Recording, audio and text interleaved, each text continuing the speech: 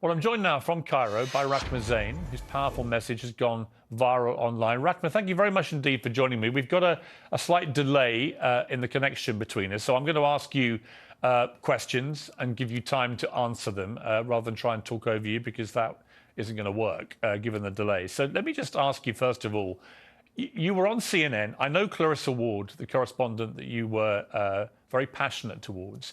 In my opinion, having worked at CNN, she is one of the best foreign correspondents in the world. And I felt absolutely has tried to straddle this very tricky line of reporting fairly and accurately on what is a horrendous conflict. When you look back at yourself in that exchange with Clarissa, how do you feel about the way that you addressed her? Do you have any regret?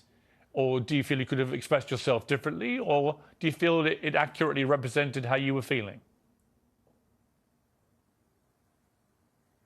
I'm not going to waste my time talking about the report with Clarissa because this takes away from the point. You mentioned before there was a deadlock in the debate. There's no deadlock in the debate. There is terror in the debate. You are unable to debate with Israel because what's happened so far is we're witnessing the sick relationship between the United States and Israel, where basically the United States has given a permission for Israel to have genocide on ground. And what's happened is we're seeing no one can say no to Israel. The United Nations isn't able to say no to Israel without repercussions. Media figures aren't able to say no to Israel without repercussions. So what ends up happening is that you're basically raising a spoiled brat you're unable to say no to, that has now grown up to be a sociopath. And let me reiterate that the relationship between the United States and Israel is putting the world in jeopardy. So what we're witnessing now is a serious issue where both parties need to reassess their relationship.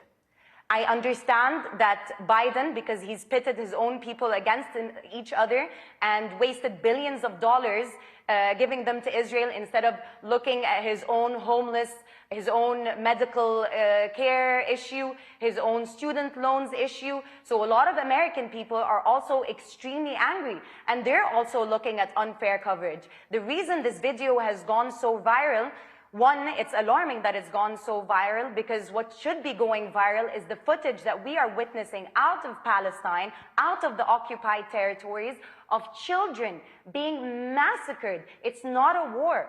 A war assumes that both parties are on equal footing. Okay, I hear you. What I would say in response to that is that on October the 7th, Hamas, who are the ruling authority in Gaza, committed an act of such heinous terrorism, killing 1,500 people, including 260 people at the music festival. In 1948, let me finish, Rahma. Let me finish. What happened let me just then? ask, let me just say, the militia? Rahma, let me just ask you the question. No, you have to let me ask a question. I've been very polite to you and respectful. I've let you have your say. I'm going to say something now to you, and you can respond. Bear in mind there's a delay, so this isn't exactly the easiest debate to have. Well, that's why I said at the start, why don't we let me ask questions, you answer them, and that's the way this can proceed in a respectful manner. I would simply say to you that I've had a number of pro-Palestinian voices on this program in the last 2 weeks, and a number of pro-Israel voices. Many of the pro-Palestinian people I've had on have been very quick to condemn what Hamas did on October the 7th. Some have not. What's your position? Before we get to what you just said to me about what Israel has done and what America's doing and so on, what is your view as someone in Egypt about what happened right on your border there in Gaza by Hamas against Israel? It's a very fair question. But the thing is, maybe I have a privilege being so close to the border, having many Palestinian friends, knowing more history, that I understand that once you oppress a people, and again, I'm not justifying what happened. The killing of civilians on both parts ought to be condemned. But the danger in you starting an interview asking me to condemn Hamas, then pours into Israel's blind defense of its own state, which ends up killing over 5,000 Palestinians, over 700 dead. And going back to the report that you were discussing at the beginning with the CNN reporter, the issue with that is everything is always taken out of context. And this is the issue we have with Western media. Had the journalist been there on ground with the volunteers that night, as for example I was, she would have listened to the bombardment of Israeli bombs that start from 2:30 a.m. and do not stop. She would have also witnessed the fact that we would get an okay from Israel's side. I'm not done. From Israel's side, that the supplies would go in, and then it's like they toy with your morale so that for hope from both sides is stopped. The narrative has got to change. Okay, the idea, I, for example, I don't have the PR of Israel. I don't have the money to hire the Justin Biebers of the world and have them say, pray for Israel and whatnot. But what I do have is the truth. And the reason this video has gone so viral is because people felt it. People felt that it was the truth. Let me ask a question, Rahma. So my question is this. When Hamas did what they did on October the 7th, they will have known, absolutely known, that Israel's response would have been this. And it would have involved the deaths of many thousands of innocent people in Gaza as a consequence of going after Hamas. They will have known that. So my question for you, again, a difficult question. I appreciate this, given that you're right there in the middle of all this. But the difficult question is, how do regular Palestinian people feel that their ruling authority commit an act of terror so heinous, and they must have known how Israel would respond, and they must have known that many thousands of innocent Palestinians would die as a consequence of that terror attack? How do they feel about that? Are they comfortable with Hamas continuing to be the ruling authority in Gaza? Or is it actually an act of such appalling atrocity that Hamas should no longer be there? And if the answer is that Palestinian people don't want them to be there anymore, then how do you get rid of them? Unfortunately, the Palestinian people don't have the luxury of the time to think of Hamas. The voice notes we're receiving from our Palestinian brothers and sisters from under the rubble, from mothers who've lost their children, from home families that have been eradicated, the sentiment we're getting from the Palestinian people is, do they see us?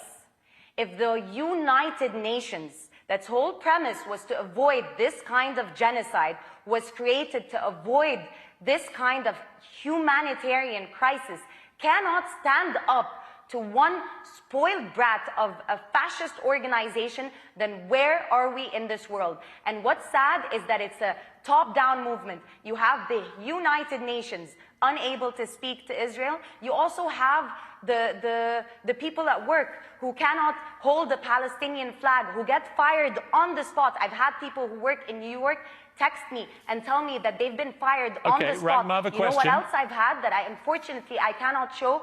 Screenshots, last thing, screenshots of emails from prominent news channels where anchors, where younger people are emailing producers, begging, are emailing one another, begging, why aren't we showing the other side? Why aren't you showing the other side?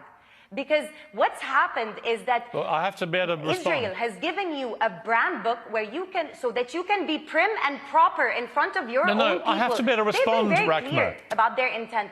They've been very clear since the Haganah. You have to let me respond now, okay? I'm listening to you respectfully. I am not the media. I've given more of a platform to pro-Palestinian people, including yourself, than any other show in the world. So I resent the suggestion that I'm just like everybody else. Which is in itself a problem. I have deliberately given large chunks of my show each night to voices like yours to tell the side of the Palestinians. But again, I come back to this. You talk about genocide by Israel against Palestinian people. What do you call the Hamas stated intent? They've made no secret of it. It's their stated intent to wipe Israel off the face of the earth, to kill all Jews. And that's exactly what we saw them try to do on October the 7th. What do you call that if it's not genocide? But you've seen that from the other side. You know, it's interesting because this point brings one to be called and dubbed anti-Semitic. You know, I believe that Israel is the most anti-Semitic entity ever. We used to live with our Jewish brothers and sisters here in the Middle East and in Palestine, and the creation of Israel on a racist premise differentiated, because you didn't have Jewish Arabs or whatnot. You just had Arabs. They were Christian. They were the people of Palestine. You're not answering my question, They were Muslim. They were Jewish. I don't need to, because the problem is Actually, you do need to. Why are we having a debate? Is it not to solve, or is this for another sensational interview? Is this a sensational interview, it's not or about is it sensation. To solve? I am You've here accused, to say you've something accused clearly, Israel of that genocide. We need a ceasefire because the world is in danger. I have accused Israel of genocide. I am accusing Israel of genocide. Simply saying this to is you, a genocide. And they I'm have simply said saying it's a genocide. Rahma, I hear you, and you're perfectly entitled to that view, although Israel would contest that characterization of what they have been doing, but many would agree with you. But I simply say, what is Hamas waging against Israel? I would love if they would contest with evidence rather than terror. Yeah, but do you not agree with me that what Hamas is doing is clearly... Do you not agree with me that clearly what Hamas is waging against Israel is also genocide by your criteria?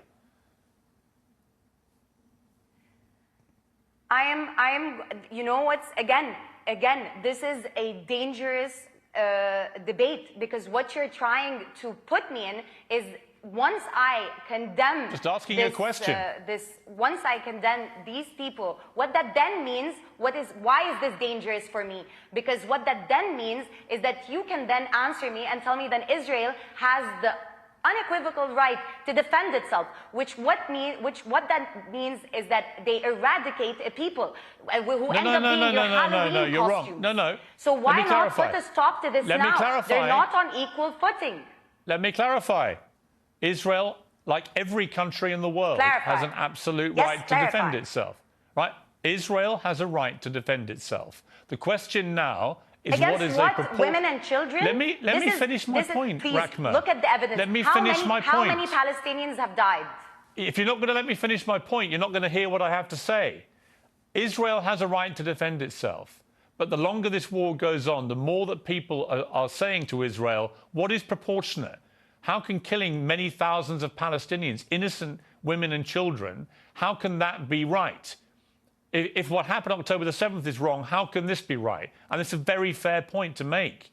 But my point about all of this is, you want peace, I want peace. The President of the United States and Queen Rania and others saying we've got to get to a two-state solution. To do that, you've got to have leadership which can be trusted by the other side. There is no way that Israel will ever trust any leadership involving Hamas. And I would say the same, by the way, about the Palestinian view of Benjamin Netanyahu. I don't think they trust him either. I think you need new leadership on both sides. And that's where the conundrum's going to be. How do you get to that place where it's no longer Hamas controlling Palestinians and no longer Benjamin Netanyahu in charge of the Israeli side? Excellent question. You apply international law. You apply international law. You allow the United Nations to do its job. When the Hamas situation happened, for example, it was supposed to be the Red Cross to go and negotiate. Israel is stopping all of that. On top of that, it's also terrorizing the media. On top of that, it's also terrorizing individuals. On top of that, it has money being poured in from the United States. On top of that, it has the backing of the European Union. On top of that, it has the backing of Britain that started this whole farce. So what ends up happening is, who's speaking for the Palestinian people? So for a solution to happen, you need to empower the United Nations so that Israel is not making a mockery of the United Nations. How am I needing to reiterate this more and more? I am giving you a solution. Rahma, you're giving me your solution. And you're still telling me Hamas. Rahma, you've just given me... There will always be Hamas if you occupy a people. let me just finish this point. If you occupy a people, if women in labor are having to give birth at checkpoints, if you're having people imprisoned, if you're having this merciless bombardment of Palestinians, you are going to breed Hamas. It starts with the stronger party. Rahma, I've given you a long amount of time. And this today. is why the jargon is dangerous. Okay, I hear you. And I respect your right to your opinions. And I've given you the platform to air them. And I appreciate you coming on the program. Call for Thank you very much. ceasefire then. That's not my job. My job is to try and interview people at the center of this. You may not like that, but it is. But I appreciate you coming on the program. Thank you. Interviews, sure. It wasn't sensational. It wasn't. But thank you very much.